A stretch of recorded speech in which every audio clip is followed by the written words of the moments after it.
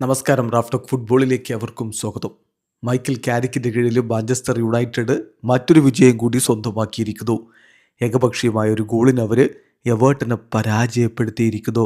മത്സരത്തിൻ്റെ 71-ാമത്തെ മിനിറ്റിൽ ബെഞ്ചമിൻ സെസ്കോയാണ് അവരുടെ വിജയ ഗോൾ കണ്ടെത്തിയത്. എവേർട്ടൻ്റെ മൈതാനത്ത് നടന്ന മത്സരത്തിൽ മാഞ്ചസ്റ്റർ യുണൈറ്റഡിൻ്റെ മുന്നേറ്റങ്ങൾ നയിച്ചുകൊണ്ട് ആദ്യ 11-ൽ എംബ്യൂമോ, കുഞ്ഞ, ബ്രൂണോ ഫെർണാണ്ടസ്, ഡിയാലോ എന്നിവരൊക്കെ ഒരുമിച്ചാണ് ഇറങ്ങിയത്. ആദ്യ പകുതി ഗോൾ രഹിതമായി. രണ്ടാം പകുതിയിൽ 71-ാമത്തെ മിനിറ്റിലാണ് ഈ ഒരു ഗോൾ പിറക്കുന്നത്.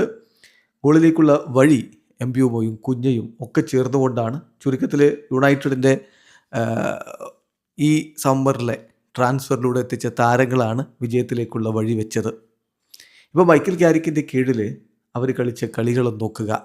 പ്രീമിയർ ലീഗിൽ സിറ്റിയെ 2-0 പരാജയപ്പെടുത്തി, ആഴ്സണലിനെ 2-3 പരാജയപ്പെടുത്തി, ഫുള്ളാമിനെ 3-2 പരാജയപ്പെടുത്തി, സ്പേഴ്സിനെ 2-0 പരാജയപ്പെടുത്തി. കഴിഞ്ഞ കളിയിൽ മാത്രം അവരൊന്ന് സമനിലയിൽ കുരുങ്ങിയിരുന്നു വെസ്റ്റാമിനോട്.